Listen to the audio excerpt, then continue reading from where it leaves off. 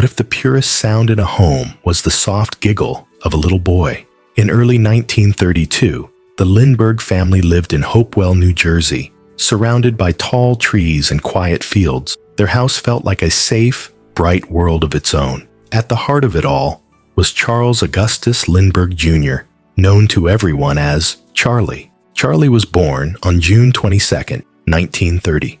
By the time he was almost 2, he was full of energy and wonder. He had soft, golden curls that caught the morning sunlight and big blue eyes that seemed to shine whenever he looked at something new. He loved to press his tiny hands against the nursery window, watching birds hop across the snowy garden. When he saw a robin, he would squeal with joy and point, as if he had found a new treasure. Anne Morrow Lindbergh, his mother, spent many hours with Charlie. She would sit by his crib and read colorful storybooks, her gentle voice filling the room. She often leaned close to him and said, "Charlie, you're my little explorer," and he would clap his hands or try to repeat the words in his soft baby voice. Anne loved pushing his stroller along the garden paths, even in the cold winter air. Wrapped in a warm blue blanket, Charlie would hold tight to his stuffed dog, his favorite friend. Charles Lindbergh, his father, was already a hero to the world. In 1927, he became the first person to fly alone across the Atlantic Ocean. People called him Lucky Lindy and saw him as a symbol of courage. But to Charlie, he was simply Papa. When Charles was home, he would lift Charlie high in the air like an airplane, and Charlie would laugh so hard his eyes squeezed shut. Afterward, he would rest his head on his father's shoulder, feeling safe and loved. The house staff loved Charlie deeply. His nurse, Betty Gow, took special care of him every day. At night, she would sing soft songs from Scotland, her homeland, while he drifted off to sleep. She always placed his stuffed dog next to him before turning off the light. Sometimes she would whisper, "Dream, sweet dreams, little laddie," as she gently patted his back. Charlie felt safe knowing she was close by. Every morning, Charlie's giggles would echo through the halls. It was a sound that made everyone in the house pause and smile. He loved simple games, like pushing his wooden horse across the floor or shaking the small bell sewn into his favorite blanket. When visitors came to the house, Charlie would clap his hands to greet them. His bright spirit warmed the rooms, even on the coldest winter days. Anne chose every piece of his nursery with love: the white crib, the soft curtains that danced in the breeze, the small bookshelf filled with stories waiting to be read. She dreamed of all the adventures Charlie would have one day. Charles hoped his son might share his love for flying and see the world from above. In town, people called Charlie the Little Prince of the Skies. Neighbors would stop to wave when they saw Anne pushing the stroller, and Charlie would wave back, sometimes with both hands. His laugh made strangers smile and feel a little lighter, even during the hard days of the Great Depression. Inside the Lindbergh home, life felt gentle and full of love. Charlie's world was small but bright. Every day was a new chance to learn, play, and share simple joys with his family.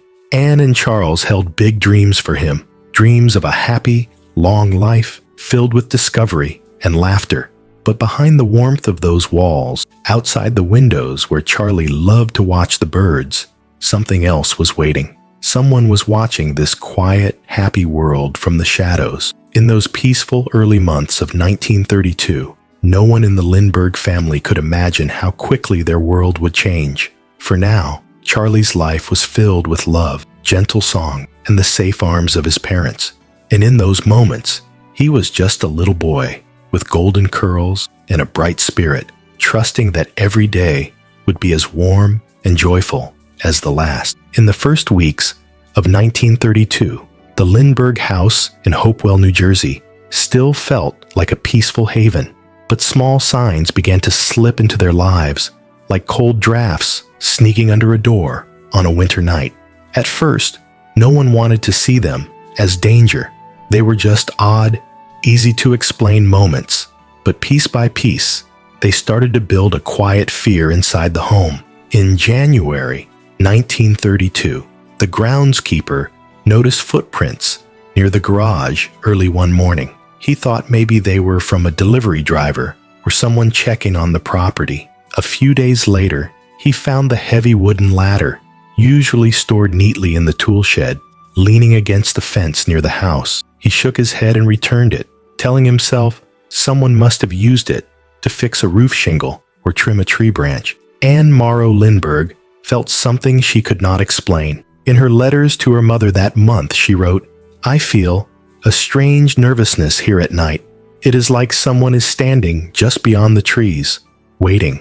Anne often checked the nursery window twice before going to bed, making sure it was locked tight. Betty Gow, Charlie's nurse, began to share her own worries. One evening in early February, she told Anne, "I heard something last night, maybe footsteps outside." Anne looked out into the dark yard, but saw only shadows moving in the wind. Charles, always steady and calm, told them, "No one would dare come this far out. We're safe here." But Anne's unease grew stronger each day. Local people in Hopewell began to notice strangers. The owner of a small store nearby remembered a man coming in and asking about the Lindbergh family. The man wanted to know when the lights usually went out and if Mr. Lindbergh was home every night. The shopkeeper thought it was odd, but assumed it was just a curious fan. In mid-February 1932, neighbors noticed a car parked near the edge of the wooded area by the Lindbergh property. The driver sat inside for hours with the engine off, watching the road and the gate. One neighbor mentioned it to Charles during a casual visit, but he brushed it aside, thinking people were reading too much into small things. At the same time, Charlie's behavior began to change in small ways. He started waking up more often in the night, sometimes crying and clutching his stuffed dog. Betty would rush to his side, lift him from the crib, and rock him back and forth until he calmed down. She would sing to him softly, whispering, "It's all right, laddie, I'm here." But the fear in his small eyes made her heart heavy. Anne felt torn between her love for her bright, happy son and the worry building inside her. She started pulling the nursery curtains closed earlier in the evening. She would walk from room to room, checking each window and door. Sometimes she would stand in Charlie's room longer than before, listening to the wind outside and trying to push away her rising fear. On February 24th, 1932, Charles returned from a trip to New York. Anne tried to share her worries with him again. "I don't feel safe, Charles," she said. "Something is wrong." Charles placed a hand on her shoulder and said, "We are careful. No one can reach us here." But even as he spoke, he glanced toward the nursery door, and a quiet worry passed across his face. The staff also started to feel the tension. In the kitchen, whispers filled the space as they talked about noises in the night or lights seen moving between the trees. Betty started checking the locks on the doors twice before going to bed. Even the family dog barked more often at nothing in particular, his sharp voice echoing into the cold air. Charlie, with his golden curls and bright eyes, kept playing, clapping when visitors came, and holding tight to his wooden horse. But underneath his giggles, there were moments when he clung harder to Anne or Betty, pressing his face into their shoulders as if hiding from something only he could feel. By the end of February 1932, the Lindbergh home was no longer just a place of joy. It had become a place of quiet watching and careful listening. Every creak in the floor, every gust of wind against the windows felt like a warning. Anne and Betty looked at Charlie with even more love, holding him longer, as if trying to protect him from something they could not name. In those final days of February, the Lindberghs did not know that time was running out. Their warm, bright world was closing in, and the shadows around their home were ready to step inside. March 1st, 1932, started as an ordinary Tuesday at the Lindbergh home in Hopewell, New Jersey. The air was still cold from winter, and a strong wind moved through the bare trees outside. Inside, Anne spent the afternoon with Charlie in his nursery. She read him stories and pointed to the bright pictures, smiling as he clapped his hands and made small sounds of joy. Later that evening, after dinner, Anne carried Charlie upstairs to get him ready for bed. She dressed him in his light sleeping clothes and wrapped him in his soft blanket. She tucked his favorite stuffed dog beside him and leaned down to kiss his forehead. "Good night, my sweet boy," she whispered, smoothing his golden curls away from his eyes. It was around 7:30 p.m. Betty Gow, his nurse, checked on him one last time before going downstairs to finish sewing. When she looked into the crib, Charlie was sleeping peacefully, his small hands resting on the blanket, his breathing gentle and steady. Betty felt a moment of relief and closed the door quietly behind her. At about 8 p.m., Charles and Anne sat downstairs, talking about plans for the weekend. Charles had just returned from a trip to New York City the day before, on February 29th. Anne felt thankful that he was home and the family was together. They didn't know that outside, in the cold wind, someone else was moving closer to their little boy. Around 9 p.m., Betty decided to check on Charlie again before she went to bed. As she climbed the stairs, she noticed that the hallway felt unusually still. When she reached the nursery door and opened it, a cold gust of wind rushed past her face. She froze for a moment, her eyes going straight to the crib. It was empty. The window was wide open, and the curtains blew wildly in the strong wind. The room, which had always felt warm and safe, now felt cold and hollow. Betty's voice shook as she called out, "Charlie!" But there was only the sound of the curtain and the dark night beyond the window. She ran downstairs in a panic, shouting, "He's not in his crib!" Charles jumped up immediately, his heart pounding. He raced past Betty up the stairs and into the nursery. His eyes moved quickly around the room. He looked behind the curtains, under the crib, and in the closet. But deep down, he knew the truth. Anne followed slowly, her hands shaking. When she saw the empty crib, she felt her legs weaken and grabbed the doorframe to stay standing. Her voice was low and broken as she repeated, "No, no, he must be here." Charles found a piece of paper on the radiator under the window. It was a note with strange handwriting, demanding money and giving instructions. His hands shook as he read it, the words blurring as fear and anger filled his mind. Outside, someone discovered a homemade wooden ladder lying broken on the ground beneath the nursery window. One of its rungs had snapped, and footprints in the soft earth led away from the house toward the dark woods. Neighbors arrived quickly, holding lanterns and flashlights. Police officers followed soon after, and the quiet yard filled with people calling out Charlie's name. Reporters began to gather at the gates, their cameras flashing as they took photos of the shocked faces and the broken ladder. Inside, Anne sat on the nursery floor, holding Charlie's blanket to her chest. She rocked back and forth, her mind unable to understand the new empty space where her son had slept just hours before. Betty stood in a corner, holding the stuffed dog tightly, whispering, "Please, please come back." Charles moved from room to room in a frantic search. He looked under beds and inside closets again and again, even though he knew Charlie was not there. Each time he came back to the nursery, his face looked more broken, his shoulders lower. As the hours passed, the house that once felt warm and full of life turned into a place of fear and deep sadness. Every toy and every little sock left on the floor felt like a quiet reminder of the bright spirit now gone. By midnight, police officers had set up roadblocks and search teams in the woods.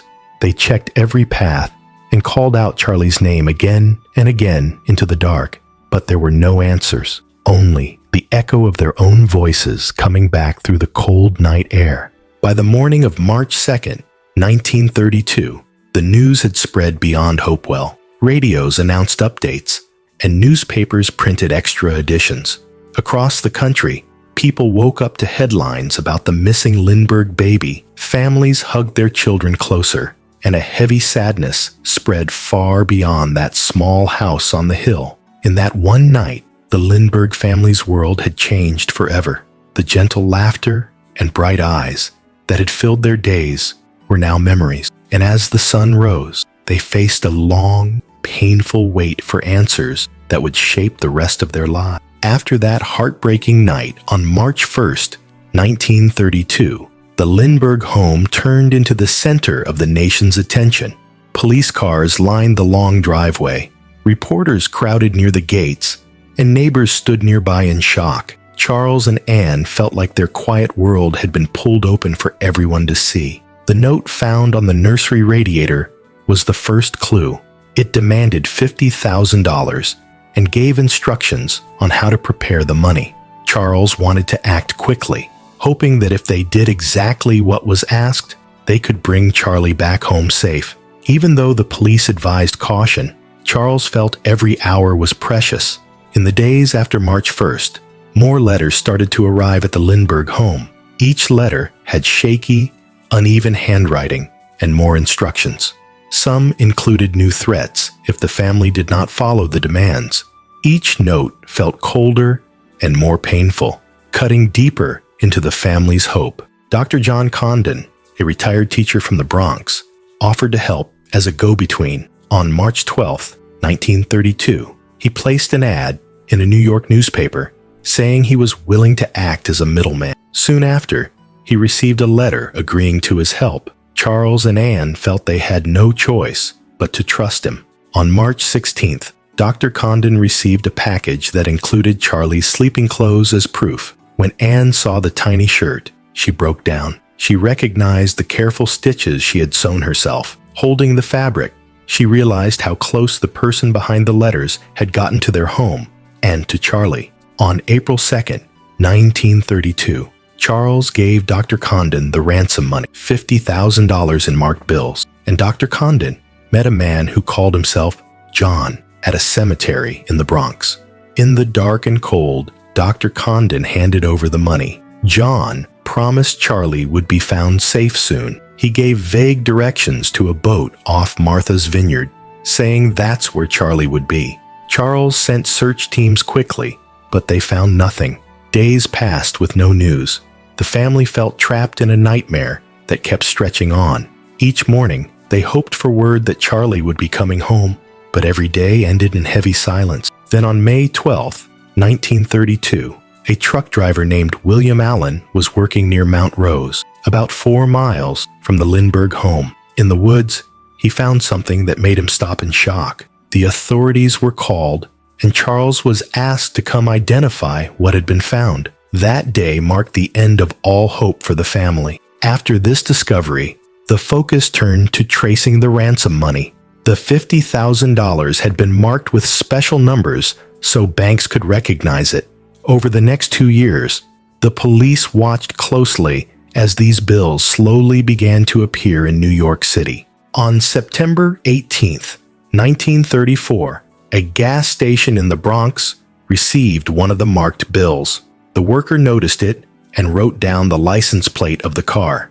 That car belonged to Bruno Richard Hauptmann, a German carpenter who lived nearby. On September 19, 1934, police arrested Bruno at his home. When they searched his garage, they found more of the ransom money hidden in a wall. They also found wooden boards in his attic that matched the homemade ladder used at the Lindbergh house.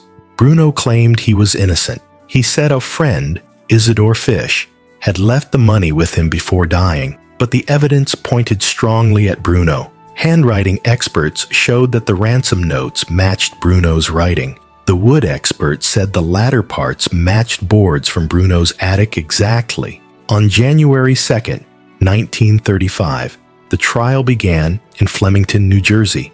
Reporters from all over the country filled the courtroom, calling it the trial of the century. Crowds stood outside hoping to get inside or just to catch a glimpse of Charles Lindbergh, who sat in the courtroom every day. Anne stayed away from the trial as much as she could. The pain of hearing each detail about her little boy was too heavy. Charles, though, felt he needed to see it through, to hear every word, no matter how hard. On February 13, 1935, Bruno Richard Hauptmann was found guilty. He was sentenced shortly after, and in April 1936, his sentence was carried out. Even after the trial, many people wondered if Bruno acted alone or if there were secrets that would never be uncovered.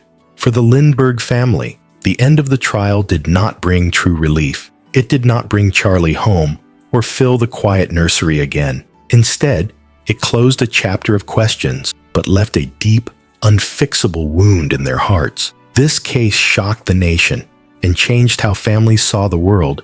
It showed that even the most loved and watched child could not always be protected. The name Lindbergh would always carry not just stories of bravery in the sky, but also the heavy story of a family's greatest loss. After the trial ended on February 13th, 1935, and Bruno Richard Hauptmann was sentenced, the Lindbergh family faced a new kind of silence. Their house in Hopewell, once full of Charlie's laughter and tiny footsteps, felt colder and emptier than ever before, even though the world saw a verdict and an ending. For Anne and Charles, the real pain was just beginning. Anne spent many hours sitting alone in the nursery, holding Charlie's soft blue blanket or his stuffed dog. She often sat in the rocking chair where she used to read to him, her mind full of memories of his bright eyes and gentle giggles. In her personal writings, she described grief as a quiet room with no doors, a place she felt she could never leave. Charles, known to the world as a brave, strong hero, looked like a different man after 1935. He became more serious and withdrawn, spending hours in his study or workshop. Friends noticed that he no longer spoke of the future with the same excitement. The light that once filled his eyes when he talked about flight and adventure was replaced by a quiet heaviness that never really lifted. The endless media attention became too much for the family. Crowds still gathered near their home, and strangers often drove by, hoping to catch a glimpse of them. People sent letters and gifts, thinking they were showing support. But for the Lindberghs, each package was a painful reminder of what they had lost.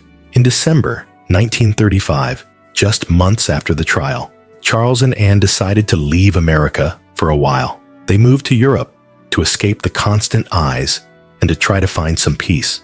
They lived in England and later in France. Even in faraway places, they carried Charlie's memory with them everywhere they went. While in Europe, Anne started to write again.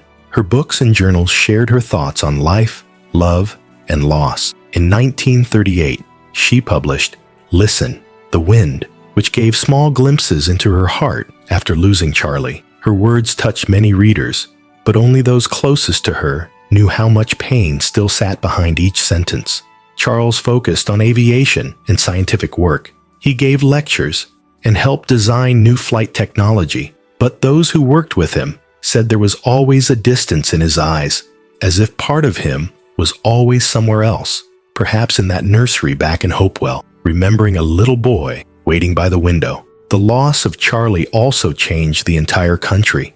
In June 1932, only a few months after Charlie was taken, the United States passed the Federal Kidnapping Act, also called the Lindbergh Law. This law made it a federal crime to take someone and cross state lines, allowing federal agents to step in much faster. The law brought hope to many families, and though it was a painful reason for its creation, it helped save lives in the years to come. Across America, families started locking doors more carefully, checking on children more often, and worrying in ways they hadn't before. The idea that even the most famous protected family could lose a child so quickly changed how people saw the world. Years passed, but the story never truly faded.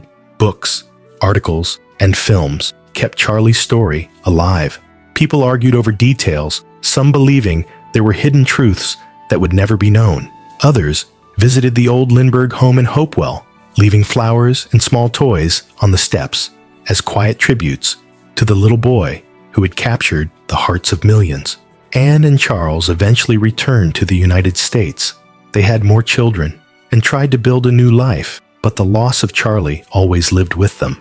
Anne once wrote that grief doesn't go away. It simply changes shape and becomes part of who you are. When people today think of Charles Lindbergh Jr., they remember the golden-haired boy with bright blue eyes who loved watching birds and playing with his wooden horse. They remember his soft laughter and the way he would clap when guests entered the room. His spirit, so full of innocence and light, has never truly left the world. The story of Charles Lindbergh Jr.